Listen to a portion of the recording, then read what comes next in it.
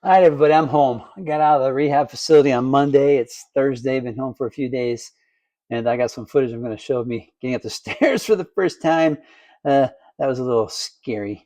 That's a no. You mess up, you're done. You fall, it's over, right? I've already had one good fall, and it's brutal. So this is me getting home. One of the things I want to explain to you as well is that on my left foot, which is the good foot, I actually had a transmedial amputation done on it in 2023. I coached that softball season with the girls from a wheelchair for most of it.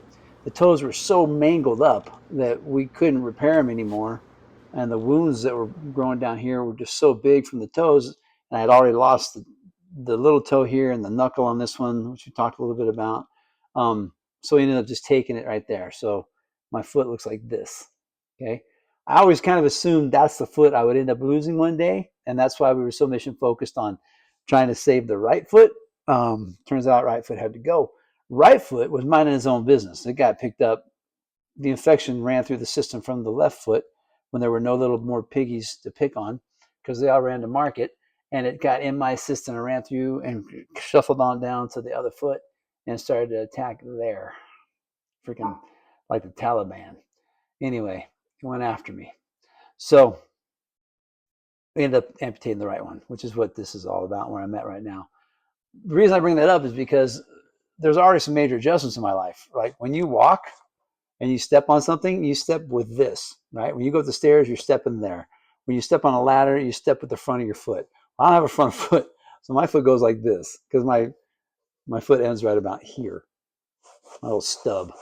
So, and then I don't have toes on that foot either. So I just like to really up the level of difficulty, because this is how this is the bolster way. We don't do anything halfway or easy. So the foot that I have left that I have to balance on is a stub with no toes, with no real great way to balance.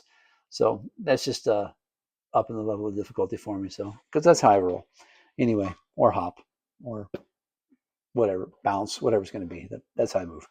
So I'm showing you that because as I'm going up the stairs into the house, it's a little nerve wracking. So I'm going to play the video here. We'll talk a little bit about it. So I'm finally home from the hospital, and here we go. I'm walking up these stairs. I have to hold on to the guardrail with one hand and crutch with the other and pick myself up. Now, the other crazy thing about this is it's hard to bounce up because I don't have the spring from the toes, right? So when I do calf raises to try and build that muscle, it's from here. So I don't have a whole lot of flex, right?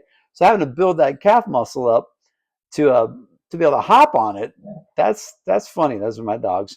Anyway, so then we didn't get to practice this at the facility where I've got this extra step right here, this transition step. So we're trying to figure out there's no handrails here. And believe it or not, that step is a little bigger than it seems. But there I go. Oh, almost going down. I'm up, but I'm not. I'm up, but I'm not. What do I hold on to? What do I grab? I made it. Woo! That was a little hairy. Okay. Thanks for bearing with me on that one. I hope you got your popcorn because there's one more step coming up that's a little freaky. I'm getting through here right now. The dogs are hearing me. They're going crazy because, Mama left with Daddy 2 weeks ago. Mama comes home, no Daddy. The dogs are thinking, Mom took me to the farm. They're wondering what the hell's going on. Anyway, this is the murder step. This step is huge, which I never thought it was huge before. I had to hop it. And the crazy thing is there are no rails here, stuff I would have never in a million years thought about. So there's no way for me to chance this. If I miss this hop, I'm going down. There's no way to get around that. So Savannah brought the walker. We're trying to figure it out. And boom, there I go. I made it. Okay, grab the crutch and I'm in. This is my process to get in the house. Now I get in, I can finally sit down in my wheelchair. Okay. I hate being in the wheelchair because I don't get to do much. So I'm not going to be a shut in and stuck in the chair, especially in my house. It's like, my ground level is 1,000 square feet. I don't have a whole lot of place to roll around in. It's a big house, but it's on 3 levels. So it's not a lot of room for exercise. At the hospital, man, I was rolling through the hospital all up and down the halls all day, staying in good shape in between workouts and getting a good workout. Here, I go back and forth 15 feet. So it's kind of a bummer. Anyway, coming around the corner, the dogs hear me, and I'm going to show myself to them for the first time in 2 weeks. And here they are. Our standard poodle, the one at the bottom, is Negan. If you're a Walking Dead fan, that's right, Negan from The Walking Dead. And then we adopted the one above him, and her name is Izzy. She's our Newfoundlander poodle. Sweetest disposition on an animal you've ever seen in your life. And they are so happy to see me. He's doing the happy dance. He's running around. So this is my homecoming. That was pretty cool. Got a chance to get home and be home and see the puppies again. And then anyway, so I'm back. I'm at the house. And like I said, the biggest challenge was going to be continuing the PT. And it's hard. I can't get up and down off the floor. They have those elevated beds or, tumbling mats at the facility that I can get up and sit down on, land my back and do all my kicks and do all my knee stuff. I can't get off the floor yet, so I don't really have a place to do those.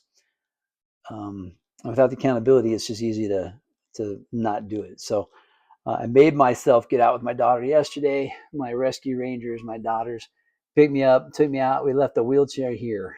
And I made myself use the walker, which was good because that, man, will burn your hip flexor out. Oh, geez. So got back into shape of using the walker and doing that stuff, and it was good. Anyway, that was it. Next thing you know, I'm going to the doctor. I'll put another video on that. It's my 2-week checkup. We're supposedly going to get the stitches out and get ready, hopefully next week, get the staples out and start putting what they call shrinkers on the feet. I'll talk to you all about that process next. All right, guys, appreciate you timing in. One more thing, I've got my YouTube channel set. It's called At the Stub Club. No periods, just At the Stub Club. There's a lot of other stub clubs out there, apparently, for movie tickets and stuff like that, which I didn't think about. But if you do the @ sign, the Stub Club, boom, it'll pop up. By the time this gets up, I may not have content in there yet, but what I'm going to do is all these long form videos are going to go on there. I'm going to chop them into reels that'll go on the Instagram and whatnot. So the YouTube channel is where I really need everybody to follow, if you don't mind. I would really appreciate it getting you to follow there, building that channel up so I can monetize. It will push me into the scenario where I can create the foundation and do the fun things I want to do with other amputees. There's a humongous need out there, like I said, and your support and a simple follow, comments, liking the videos helps me get to the point that I can contribute. So you're helping contribute to these people as well, just through a quick little, whatever. I love all the comments and feedback I'm getting. It's cool to talk to people I haven't talked to in 35 years.